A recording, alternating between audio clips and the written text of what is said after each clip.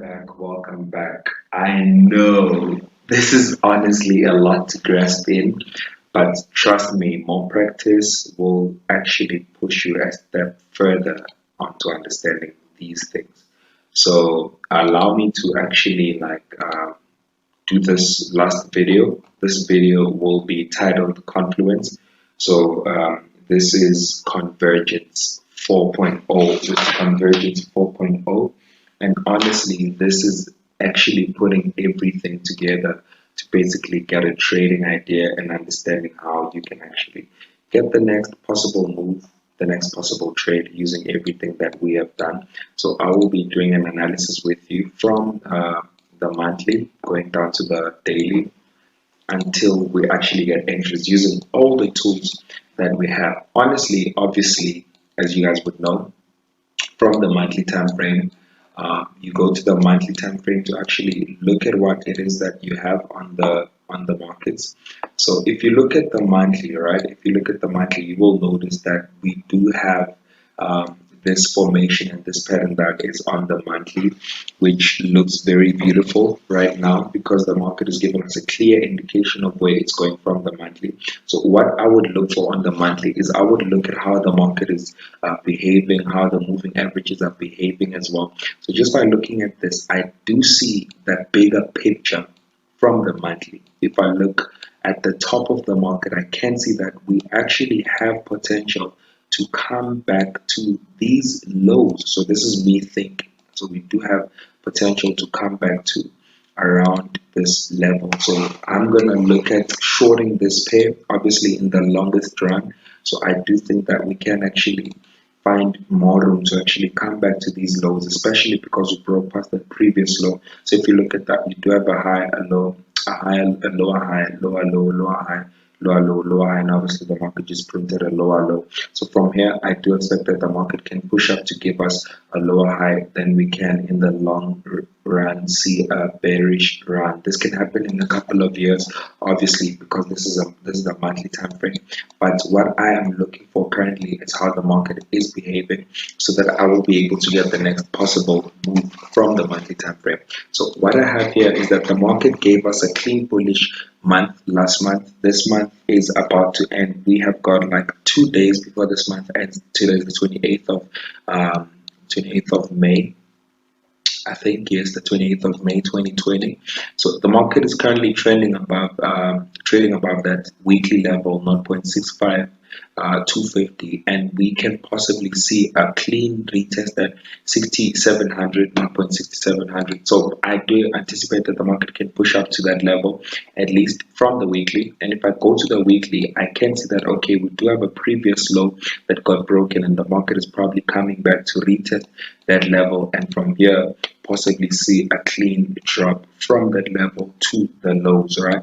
So I can anticipate that the market can rise to that 0.60 that 0.6700 mark. So that is from the weekly. I can see how we broke past this 3 weeks of ranging on this pair. So we did see like a ranging market on this pair. So on the daily, I'm going to go to the daily then and use the tools that I have to actually find possible entries. So the first tool that I can use is the trend line. So if I draw a trend line from the bottom, let me just do this, sorry. If I draw a trend line from the bottom going up, you will notice how this won't make sense, like it won't make any sense. So I need to find an area that I can use to actually draw a trend line. And if I look at this, I do see that we do have a trend line that we can use from here. So from this week to that week, we do have to that second week, obviously, before the market gave us this fake out. So once we get a fake out, we do modify, put to that week. And if I copy and I paste just from looking at this structure, just from looking at this structure, I'm gonna try and draw what I can see clearly just from looking at this. You do say that we have some kind of a channel scenario that is happening when the market is going down. So up, down, and then possibly that upper region. So if you look at this channel also, we do see confluence that we can actually push up to that resistance of the channel, and then from there see a clean drop to the downside. So from there, then we can see the market honestly rallying to the downside. So this is just from the daily and what my eyes can honestly see right now. So after identifying these, I'm gonna delete these trend lines. Okay, let me not delete this one because I need to see how it sits on the H4 as well. I need to be confident and I need to be kind of like satisfied with how it sits on the H4. So I do see potentials and possibilities that the market can push to the upside. Again, there's something that I forgot to mention, right? So the market moves in equal pushes to the upside. So this push to the upside will be the same amount of a push that you need to get from this. So you can see that this push hasn't really played out. But if you measure out this one and then you like drag it to that one to that point, you can see that we can get a push to that level before we actually go down. So there's a lot of confluences that you can use. So the same amount of this leg and then you measure out that one over there. So this is a pullback. You're not covering this. You're covering the push to the upside. So we can see a push to the upside at least to that level, which we did cover even from that daily time frame. So from here, I've got like a lot of confirmations that this can be a bullish run, like a push to the upside. From there, I'm gonna then come to look for the daily levels or the H4 levels. So if I can identify these levels from the daily, that would be great, right? From the daily time frame, I'm gonna use most recent market that we have, which in this case is what we have here. So I'm gonna draw this from the open and the close of those 2 weeks to the tip of this candlestick at the top. So that is from the open and the close of these candles to the top.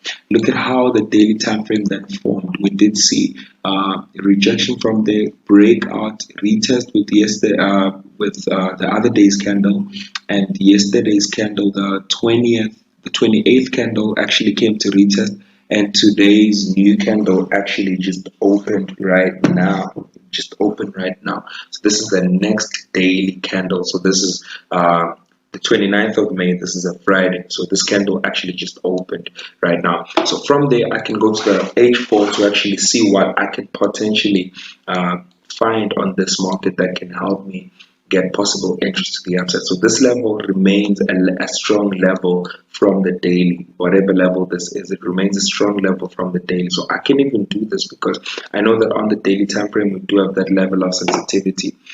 From the H4, I'm gonna draw and mark out this level at the top to actually understand what is happening there, because you can see that this is a resistance level. So we failed to break past that resistance level. You can see how we actually closed below that level. So I'm going to be zooming into a smaller time frame to actually understand areas, like possible areas of entries that I can use. So I can then pull out other tools that I have. So I can then even go to the H4 to see what I have on this chart. So I can maybe like start drawing trend lines from there, from the bottom, maybe do that.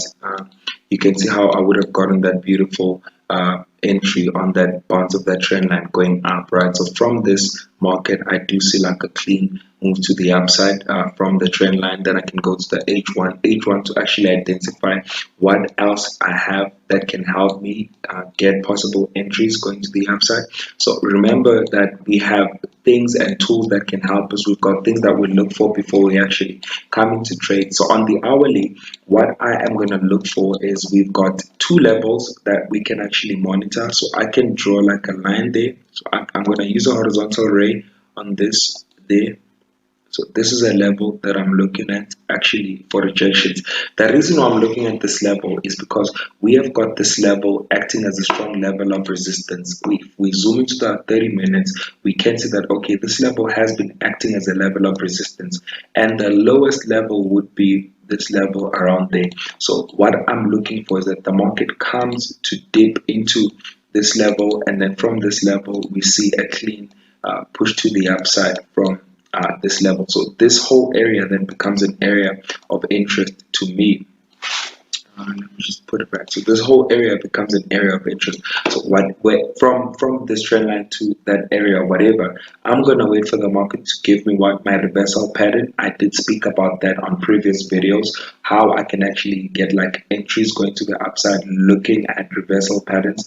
I will then look out for those to actually find entries. And then again, what else can I use to actually find entries to the upside? I can pull out my fibs. So my fib, I can take it from this previous swing low to that previous swing high to actually understand the level of rejection that we have. So if you look at this, right? So if you look at this, we can get a rejection around about that 50% level. So this is the 50%. So 50 to that 60% level, this is where I'm looking at getting my rejections to the upside. So from here, I do anticipate that the market can rise at least to that negative 27 for my first target. So this would have been let me see. So the amount of pips I would have gotten with this clean move, this would have been a clean 60 pip move, intraday move, obviously.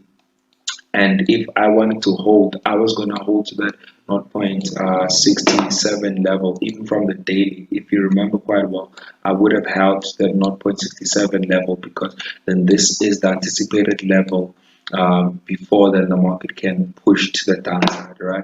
So on the 30 minutes going back there, what I would look for, number one, is I would look for the market to give me that pattern. But sometimes you find that on the smaller time frames, you do have a clean formation of whatever it is that you're looking for on the high time frame. So if you go to the M5 as well, so this is now me using confluence of everything that I know. If you go to M5, you can see that there's two possible scenarios, right? The market closes above both moving averages, then this would have been a higher low, right? Looking at this smaller time frame Fibonacci, you can see that this can be a possible move on the 60%, but I would be comfortable taking this trade on the close of that 38, on the close of the moving averages. Sorry, if we close above both moving averages, I would then take this trade. Again, you can even look at that counter trend line breakout. If you can see this, you can see this. Okay, this counter trend line might have been broken, but you don't want to use that because you're cluttering your charts. Like there's going to be a lot of clutter on your charts. So my trade would be comfortable if we close be above the moving averages, which would make this a higher low. So if we close above moving averages, then I would take this trade literally there. So this means I would take this trade there, and my stop loss would be below this level, and my target would be that negative 27 from the month, from the daily, or that negative 6700 target, because we know ideally that's where we're headed to. And if you look at the risk management that we have, we're literally risking 11.6 to make up 61.6. So we're risking 11.6 to make up 61.6. So the risk is literally makes sense. So the ratio that there is literally very much logical, because you're risking small to actually profit a lot. So this is how I would have honestly used everything to actually get entries. Now going on to the next chart as well.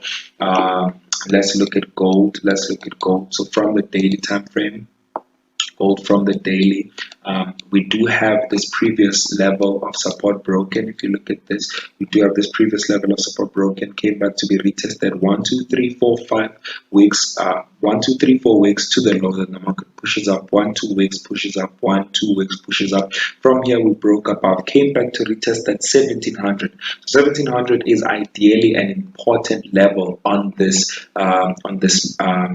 instrument that we're looking at. Now another thing that I would have looked at is this trend line from this week, from the first week to the second week. And if you look at this, you can see how we came bounce 1, bounce 2, bounce 3. So if we look at this, there's already confluence on how the market has been setting up from this trend line scenario that we have. So there's confluence from this. So we did get the first bounce, second bounce, and the market came for the third bounce. Also, we are trading above this level. So again, you can use that distance measuring tool, so you can see that okay, from here we can actually start pushing to at least that 1800 mark, so almost pretty much that 1800 mark. So this also gives us the confidence to say okay, gold can actually push up again. We broke past that daily high and we did create a higher high. This would have been a higher low. If you look at this, the lows are actually like going up, pushing high. So you do have that high scenario. So this is let's start from here. So this is a low, that's a high, that's a higher low, that's a higher high, and this is definitely a higher low. From here we're honestly expecting a higher high. So how I would honestly look at trading this right now is I would then know that the market did leave that trend line. So we did get a bounce from the trend line, we did get a rejection on that monthly level. Then I can zoom into the hourly to actually find levels that can help me identify entries. And obviously I use my horizontal levels, open and close of these two areas. You can see how we actually rejected, then we broke out, came back to retest. From there we're actually getting a clean push to the upside. So I would honestly start coming in with my buys literally right now, because I can see that the market is going to set up for a clean bullish momentum. We are trading above this, or the safest trade would be waiting for this high to be broken, which would be slightly late. So if you wait for this high to be broken, you would actually this is what would happen. You would wait for the market to break out, retest this level, then you actually take a trade from this level. But this would have been late for me. This has actually confirmed enough that this market actually did leave that support level. Even if you go to the M15 time frame, remember guys, we're using the smaller time frame to actually identify trading opportunities based on what we have seen on the high time frames. So even on the M15 we did break past this level, come back to retest from here. I do expect the market to push up. Again, we do have the support level over here. You can actually even wait for the market to actually close above the support, then retest, then you can actually take this entry from there. But for me, this has been confirmed that the market is actually on a bullish run based on the high time frames. I'm literally waiting for my entries and my trades from the smaller time frame. So you literally use every single thing. So I will be adding a PDF on the side to literally give you elements to mark out to see what it is that you need to observe, what it is that you need to take for you to know that your convergence list is actually complete. So there is a PDF that can come, that is going to come with that actually. So I will be adding everything on that PDF, and I hope this really makes a lot of sense to you. Well done. This first phase actually just got depleted now. Well done.